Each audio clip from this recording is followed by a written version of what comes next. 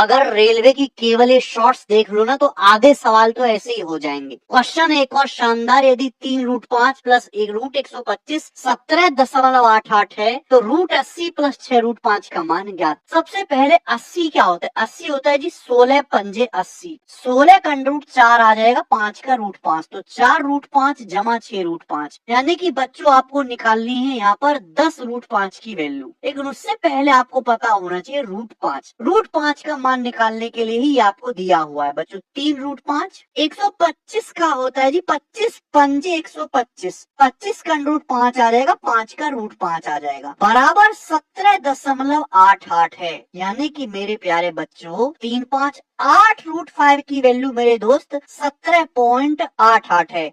तो यहाँ से रूट 5 का मान कितना आएगा? क्या आप काट नहीं सकते? 8 दूनी 16, एकम 8 दूनी 16, 8 तिया 24 और 8 पंजे 40, 2.235। ये 10 रूट 5 है, 10 गुना, तो क्या 10 गुना नहीं आएगा? 22.35। गजब का सवाल है ये मेरे दोस्तों, बी ऑप्शन आंसर है। एक आप ऐसा करके बताएंगे। रेलवे एग्जाम्स का बहुत पॉपुलर क्वेश्चन है, आपको इस तरीके से भिन्न दे देगा और आपसे पूछेगा इनमें सबसे बड़ी कौन सी है, सबसे छोटी कौन सी है। अब इतने खाली आदमी तो है नहीं कि इनको भाग करके देखें। देखो कुछ ना कुछ स्पेशल बात जरूर रहेगी। अगर आप यहाँ पे देखो तो ये सारी भिन्न एक से छोटी है, इनका अंश छोटा है, नीचे वाली संख्या हर बड़ी है। इनमें 7-7 का गैप है, जैसे 29-36 के बीच में 7 का गैप है, 41-48 के बीच में 7 का गैप है, 59-66 के बीच में 7 का गैप है, 37-44 के बीच में 7-7 का गैप है। ठीक है ना? तो यहाँ पर गैप सेम है, गैप सेम है तो कोई परेशानी नहीं। जिसका अंश सबसे बड़ा है, जिसका हर सबसे बड़ा है, वो वाली भिन्न सबसे बड़ी हो जाएगी। जिसका अंश यहाँ पे यानी कि ऊपर वाली संख्या सबसे छोटी है, वो भिन्न सबसे छोटी हो जाएगी। बस इतना सा कंसेप्ट है। अगर कंसेप्ट सीख गए हो तो एक सवाल ऐसा ही रेलवे का प्रीवियस ईयर मुझे करके दिखाएंगे।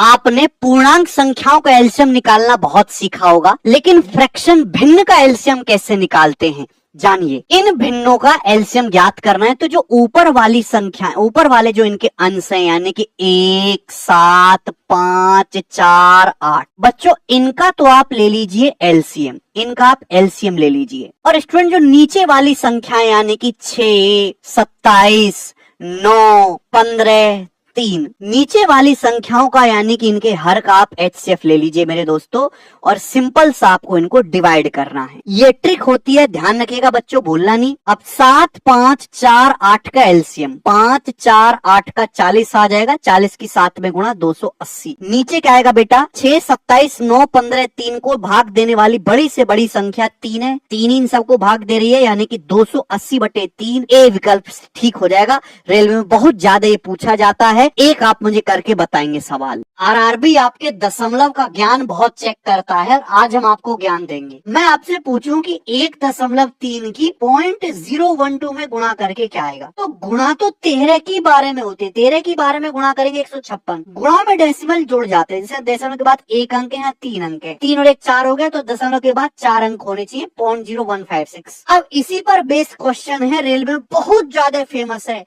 331 गुणा 226 है, 74,806। इसका मान क्या आएगा? यहाँ तो कोई डेसिमल है नहीं, संख्या सेम है, बस दशमलव का फर्क हुआ है। यहाँ दशमलव के बाद 2 अंक है, यहाँ 3 है, तो 2 और 3 5, तो आंसर में भी दशमलव के बाद 5 अंक होने चाहिए, और 74,806 में दशमलव के बाद 5 अंक है, ये उत्तर हो गया। मैं आपसे पूछूं, ये बताओ मेरे दोस्तों, यहाँ 2 डेसिमल है, यहाँ 1, 3 डेसिमल है, गुणा करके 942 आ रहा है। सेम संख्या है यहाँ पर, लेकिन यहाँ कितने डेसिमल है? 5। यहाँ तो है नहीं, यहाँ 3 डेसिमल थे, यहाँ 5 डेसिमल है, 2 डेसिमल एक्स्ट्रा आ गए, तो दशमलव के बाद 2 अंक होने चाहिए, यानी कि 9.42 इसका उत्तर आ जाएगा बच्चे। एक आप मुझे करके बताएंगे, सही कर दिया तो टॉप। कुछ सवाल ऐसे होते हैं जिन्हें बच्चे एग्जाम हॉल में तो शेर की तरह करते हैं, लेकिन घर पे आके कहते हैं धत्तरी की ये करना था। ये रेलवे एनटीपीसी का वही पॉपुलर क्वेश्चन है। 0.325 और 1.0302 के गुणनफल में दशमलव बिंदु के बाद कितने अंक होंगे? दशमलव के बाद 3 अंक है या 4 अंक है, गुणा करोगे तो 3 4 7 अंक आएंगे, 7 आंसर लगाएंगे, नहीं है 7 आंसर। कंसेप्ट क्या है कि अगर मैं आपसे कहूँ 5 को 2 का 7 मिले, 0.5 की 0.2 में गुणा करके क्या आएगा? आप कहोगे सर 0.10 आएगा, लेकिन 10 में तो 0 को थोड़ा ना काउंट करोगे, एक ही अंक आया। ये नहीं सोचा आप लोगों ने कि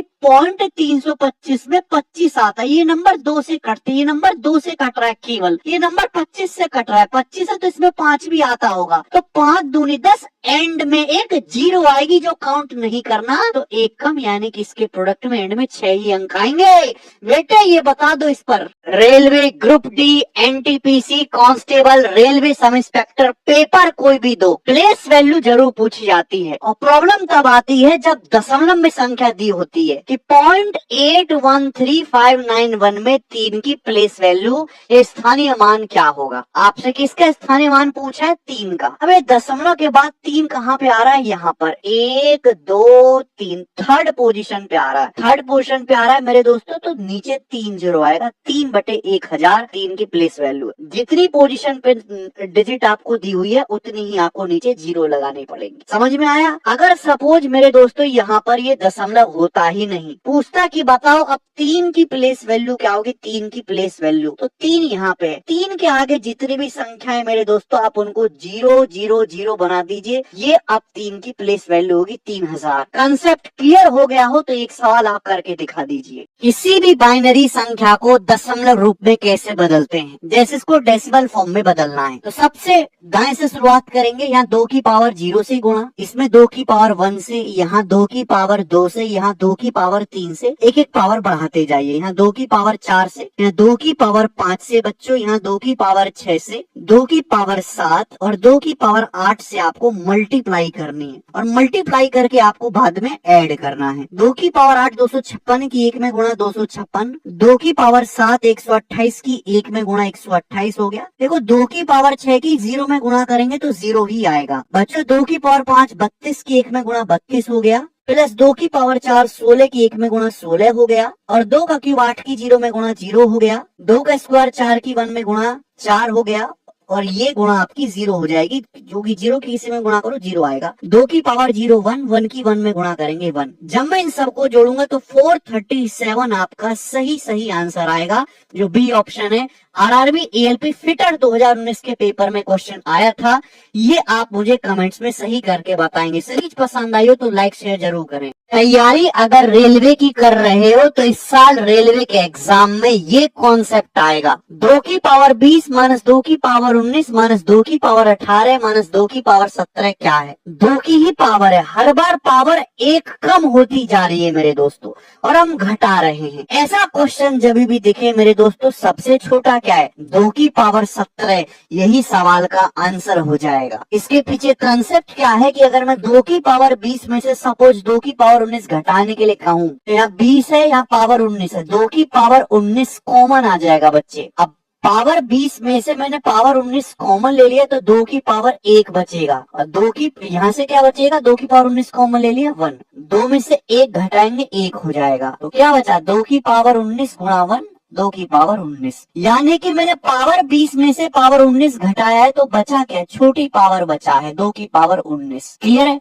यही लॉजिक अगर आप यहाँ पे इस्तेमाल कर दो, इसमें से जब आप ये घटाओगे तो 2 की पावर 19 बचेगा। अब 2 की पावर 19 में से 2 की पावर 18 घटाओगे तो 2 की पावर 18 बचेगा।